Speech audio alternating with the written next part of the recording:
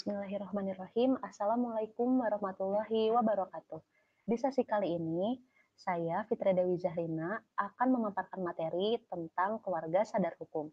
Baik, sebelum kita mulai materinya, ada baiknya kalian mengajak orang tua atau wali kalian untuk mengikuti tayangan ini dengan bersama-sama. Karena di keluarga sadar hukum ini, nantinya yang akan saling belajar itu tidak hanya kalian selaku anak di rumah, tetapi juga ada peran orang tua yang penting dalam mendukung keluarga sadar hukum ini. Nah, keluarga sadar hukum itu apa sih? Keluarga sadar hukum adalah wadah yang berfungsi untuk menghimpun warga masyarakat yang dengan kemampuannya sendiri berusaha untuk meningkatkan kesadaran hukum. Dimulai dari lingkungan yang paling minim, yaitu lingkungan keluarga. Jadi di dalam keluarga itu nantinya kalian bakal belajar secara dasar apa aja sih hak kalian sebagai anak dan juga kewajiban kalian sebagai anak, maupun hak orang tua kepada anak, juga kewajiban orang tua kepada anak. Seperti itu. Misal, hak kalian sebagai anak adalah kalian mendapatkan kasih sayang, diberi biaya hidup, dan kewajiban kalian adalah belajar, memberikan yang terbaik untuk orang tua. Lalu hak orang tua dari anaknya itu apa sih? Orang tua itu berhak diberi sebuah kebanggaan dari anaknya. Dan kewajibannya adalah menafkahi anaknya dan lain-lain. Nah, dengan kita memahami keluarga sadar hukum ini, kita akan lebih tahu fungsi dan tugas kita sebagai anak, juga kita dapat mampu mentaati peraturan-peraturan untuk di lingkungan yang lebih luas lagi. Indikator kesadaran hukum juga ada 5 nih, untuk menentukan kita tuh sebenarnya udah sadar hukum atau belum sih. Nah, indikator kesadaran hukum yang pertama itu adalah pengetahuan hukum. Jadi, seorang ahli hukum atau orang-orang yang berkompeten atau yang berkaitan dengan penyusunan perundang-undangan, mereka itu akan berasumsi bahwa masyarakat itu sudah dianggap mengetahui terkait adanya undang-undang setelah perundang-undangan itu berlaku. Jadi, untuk pengetahuan hukum ini, ada baiknya nih kita sebagai warga negara untuk mencari tahu apakah yang kita lakukan itu ada hukumnya nggak sih, ada aturannya nggak sih. Misal nih kita atau kalian sebagai siswa yang baru lulus SMP dan nanti berencana untuk ketika masuk SMK, kalian ingin mengendarai kendaraan bermotor. Nah, kalian cari tahu tuh di hukumnya. Kira-kira ada hukumnya nggak sih kalau misalnya lulusan SMP untuk naik kendaraan bermotor itu boleh atau enggak? Nah, kalau misalnya kalian sudah mencari tahu, maka kalian sudah dapat tuh indikator kesadaran hukum yang pertama, di tingkat yang pertama. Kalian udah tahu, dan ternyata, oh nggak boleh nih. Berarti kalian sudah mendapatkan informasi tentang persyaratan mengenai tata tertib berlalu lintas, seperti itu. Lanjut ke yang kedua. Tadi kan kalian udah tahu nih, udah ke tahap 1, udah nyari tahu. Nah, lanjut ke tahap yang kedua, itu pemahaman hukum. Pemahaman hukum itu adalah masyarakat diharapkan memahami tujuan peraturan perundang-undangan. Jadi jangan sampai kalian cuma bisa mengkritik lah. Kok nggak boleh sih bawa motor? Kan aku udah bisa bawa. Nah, kalian ini harus selain udah tahu hukumnya, kalian juga harus paham nih sama hukumnya. Kira-kira tujuan peraturan perundang-undangannya itu seperti apa? Lalu kalian harus memahami dan terima dengan memahami manfaat bagi pihak-pihak lainnya. Jadi jangan sampai kalian itu cuma bisa mengkritik sesuai dengan asumsi kalian. Karena perundang-undangan yang disusun ini pasti sudah mempertimbangkan secara psikologis, secara sosialnya juga. Karena kalau misalnya di usia-usia kalian tuh usia-usia masih hijau ya, usia-usia remaja itu masih usia-usia yang labil, yang kalau misalnya bawa motor tuh cuman buat gaya aja, seperti itu. Makanya kenapa bawa motor itu nanti ketika kalian usianya di 17 tahun ke atas, seperti itu. Jadi jangan asal melanggar cuman gara-gara kalian tidak setuju ya. Nah, lanjut ke indikator kesadaran hukum tingkat ketiga. Tadi udah tahu, terus udah paham. Lanjut ke yang ketiga adalah penataan hukum. Seorang warga negara mentaati hukum karena berbagai sebab. Nah, tadi kan kita udah tahu, terus kita udah paham nih Nah, lalu kita ada pilihan untuk taat atau nggak taat. Nah, biasanya kalau orang sudah sampai ke tahap ketiga ini, biasanya mereka akan mencoba untuk taat.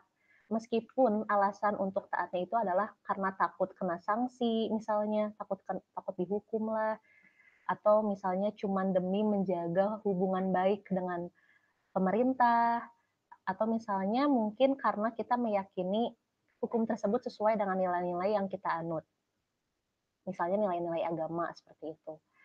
Nah, kalau misalnya kita minimal sudah taat, berarti tingkat indikator kesadaran hukum kita sudah menaik nih ke tingkat yang ketiga. Lanjut ke tingkat yang keempat, itu ada penghargaan terhadap hukum. Bentuk penghargaan terhadap hukum itu seperti apa sih? Nah, dengan kita mencari tahu, memahami, dan mentaati hukum itu, maka artinya kita sudah menghargai hukum tersebut. Jadi, memberikan secara lahiriah, dari segi lahiriah, juga memberikan efek secara batiniah juga, di mana kita merasa tentram, lebih aman, dengan cara tidak melanggar hukum itu. Nah, bentuk penghargaannya jadi ternyata tidak hanya untuk orang lain ya, tetapi untuk diri kita juga, jadi diri kita merasa lebih tenang lah. Biasanya kan kita kalau udah buat salah suka was-was ya. Nah, kalau misalnya kita udah taat terhadap hukum, penghargaan terhadap diri kita sendirinya juga akan lebih tenang gitu. Kita akan terbiasa dengan tertib mentaati aturan. Yang kelima, indikator paling tinggi adalah peningkatan kesadaran hukum. Nah, peningkatan kesadaran hukum ini yogianya dilakukan melalui penerangan atau penyuluhan hukum. Nah, kalau kalian kan masih jadi siswa, jadi belum sampai ke penyuluhan. Kalian bisa tuh saling mengingatkan antar temannya untuk tidak melanggar aturan, norma, atau tata tertib. Seperti itu. Jadi kalau misalnya kalian udah sampai ke taat dan sampai ke tahap ini nih, tahap tertinggi, saling mengingatkan kawannya, berarti kalian sudah sampai ke tahap tertinggi dalam indikator kesadaran hukum. Next, kita lanjut ke faktor yang mempengaruhi kualitas keluarga sadar hukum. Ternyata keluarga sadar hukum ini kualitasnya dipengaruhi oleh sikap orang tua terhadap anak, pengaruh lingkungan, juga dari pengaruh media sosial dan pengaruh media massa. Media massa itu seperti televisi ya. Mari kita lanjut. Ada beberapa sikap orang tua yang nantinya akan berpengaruh terhadap karakter anak itu sendiri. Jadi ini nih buat para orang tua menjadi catatan juga ya. Kita sama-sama eh, untuk membentuk karakter anak, kita harus menentukan juga nih sikap apa sih yang harus kita berikan kepada anak.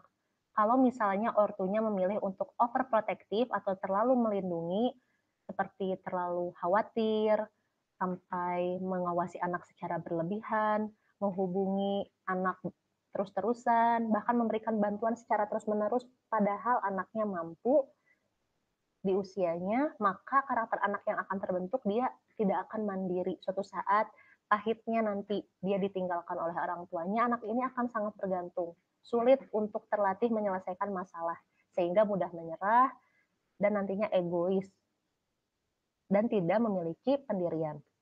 Lalu kalau misalnya orang tuanya memilih untuk menyikapi anaknya dengan cara rejection, banyak penolakan, bersikap masa bodoh, bahkan dia kurang berkomunikasi sama anaknya dengan canggung lah untuk berkata-kata yang manis misalnya, kurang peduli atas kesejahteraan anak, bahkan mendominasi atas anak karena aku kan orang tuanya, aku ibu kamu, kamu harus nurut sama aku. Nah, kalau kayak gitu, maka karakter anaknya bakal agresif.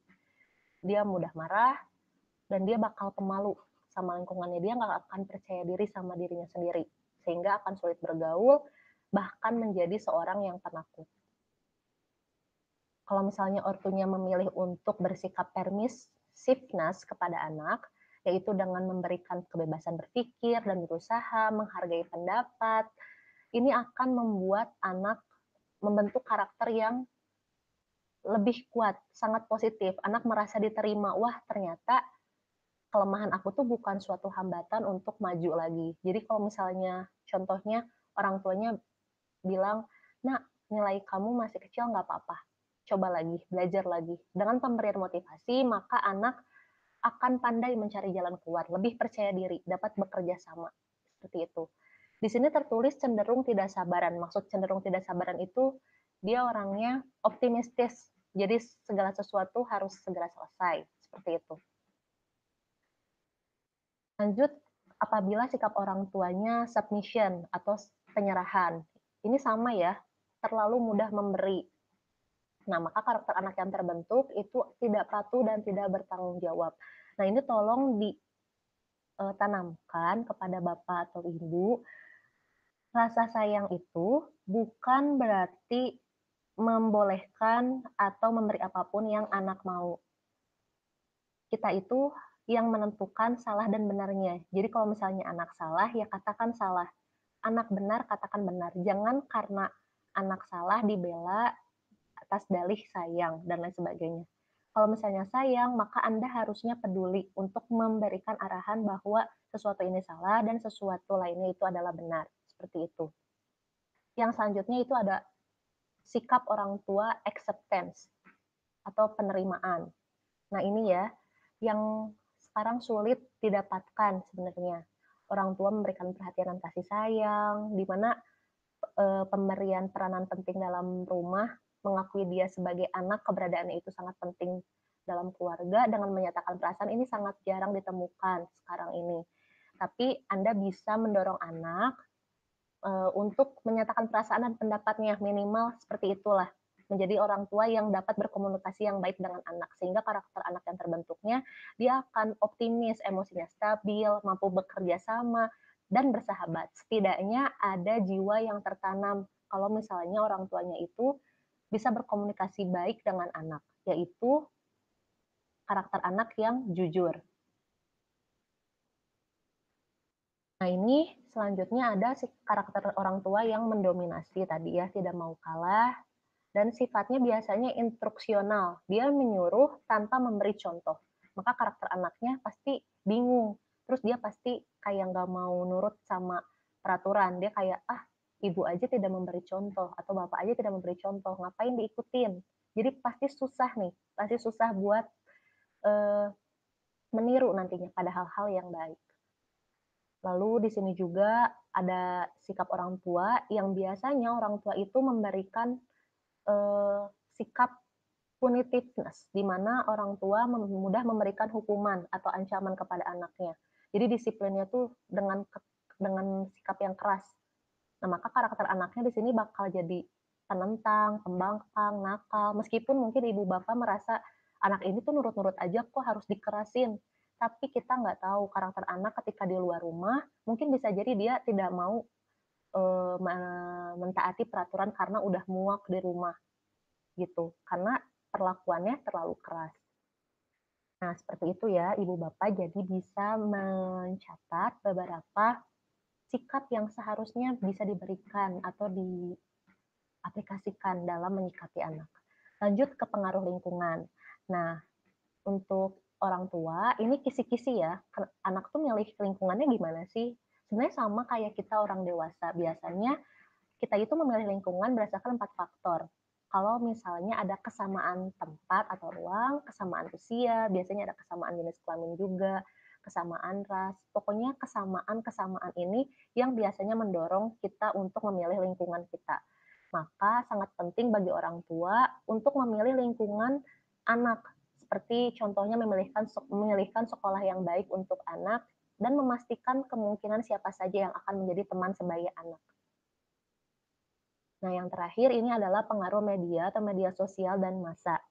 Media sosial digunakan sebagai media untuk menunjukkan eksistensi diri. Kebanyakan dari kita mungkin berpikir bahwa media sosial itu tidak se-show off dunia offline ya atau dunia nyata. Padahal kenyataannya media sosial itu media yang sangat amat luas, tanpa batas, dan bahkan membuat jejak digital yang amat berbekas, sulit dihapus. Jadi kalau misalnya kita sudah tahu bahwa kenyataan media sosial itu sangat membekas gitu ya, sangat memberikan jejak digital, ada baiknya kita menggunakan media sosial secara bijak. Jangan sampai kalian cuma ikut-ikutan tren dan lain-lain. Nah, ini yang harus dipahami. Gunakan media sosial dan massa sebagai sumber informasi yang benar-benar kalian butuhkan. Nah, kita juga kan biasanya tuh anak-anak di usia labilnya mereka pasti merasa insecure atau merasa minder ketika ngelihat kehidupan orang lain tuh kok kelihatannya kayak lebih baik daripada aku, kok aku kayak gini sih, malah jadi membanding-bandingkan diri. Cuman gara-gara kalian terpengaruh sama isi konten yang ada di media sosial. Nah, ini yang harus kalian tekankan juga ke diri kalian, jangan sampai media sosial ini kalian gunakan untuk menjatuhkan diri kalian sendiri. Jadi tidak ada kebanggaan dalam diri. Nah, akan saya paparkan juga 2 contoh kasus kenakalan remaja yang berkaitan dengan kesadaran hukum di keluarga. Oke, yang harus dipahami ini adanya kasus revenge porn, di mana kasus ini mempengaruhi emosi, psikis, dan mental health atau kesehatan mental pelakunya.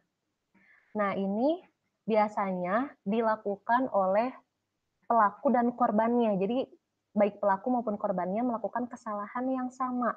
Contohnya nih, punya pacar, terlalu vulgar, terus segala diberi atas dalih sayang nggak sama aku, kayak gitu-gitu. Nah, terlalu bucin lah istilahnya kalau zaman sekarang. Nah, ini yang harus dijaga. Jadi jangan sampai kalian punya pacar tuh habis-habisan lah, segala diturutin dan lain-lain. Tolong jaga diri kalian untuk masa depan. Kalau bisa di usia sekolah, jangan dulu deh punya pacar kayak gitu. Ya, karena ini kasusnya ini mereka berpacaran, terus si pihak salah satu pacarnya misal minta foto vulgar, terus dikasih-kasih aja, terus tiba-tiba next time mereka putus, terus si cowoknya nggak terima diputusin, dia balas dendam dengan cara menyebarkan video porno, foto porno, dan lain-lain. Nah, ini yang harus kalian waspadai ya, hati-hati. Jadi tolong dimulai dari kalian sendiri. Ini yang disebut jejak digital juga. Contoh kasus kenakalan remaja yang selanjutnya itu ada low self-esteem. Ini rendahnya kemampuan dalam menghargai baik diri sendiri maupun orang lain. Contohnya kalian berada di tempat umum, naik kereta misalnya bersama kawan-kawan kalian, terus kalian berisik-berisik aja, pas ditegur sama petugas, kalian malah ngomongnya, kan ya kan kita bayar. Padahal kalian terang-terangan tahu kanan kiri depan belakang kalian itu ada orang tua, anak kecil, ada banyak orang di sekitar kalian, tapi kalian dengan bebasnya bercanda, bikin gaduh di dalam kereta. Nah, ini merupakan suatu peristiwa yang menunjukkan rendahnya kemampuan kalian dalam menghargai orang lain. Atau misalnya nih, kalian santai aja duduk-duduk di bus, padahal kalian tahu di situ ada ibu hamil yang berdiri. Karena busnya penuh, nggak dapat tempat duduk, terus kalian santai aja, takutnya kalian pegal dan lain-lain. Nah, hal-hal yang kayak ginilah yang disebut rendahnya kemampuan menghargai orang lain. Atau rendahnya kemampuan menghargai diri sendiri itu contohnya yang tadi ya, insecure. Kalian merasa bahwa, kok aku nggak sebaik dia sih, aku nggak setampan dia misalnya, atau aku nggak secantik dia. Tolong dari sekarang tanamkan dalam diri kalian bahwa semua orang itu punya kelebihan. Itu. Oke, dengan kalian merasa high self esteem, lebih percaya diri dan lain-lain, kalian akan lebih melakukan kegiatan-kegiatan yang lebih produktif, menghasilkan, tidak memikirkan yang hal-hal yang tidak perlu yang mengganggu dalam pembentukan karakter kalian. Oke, sekian dari kami. Be positif, be produktif. Baik-baik manusia adalah yang paling bermanfaat bagi manusia lainnya. Terima kasih. Wassalamualaikum warahmatullahi wabarakatuh.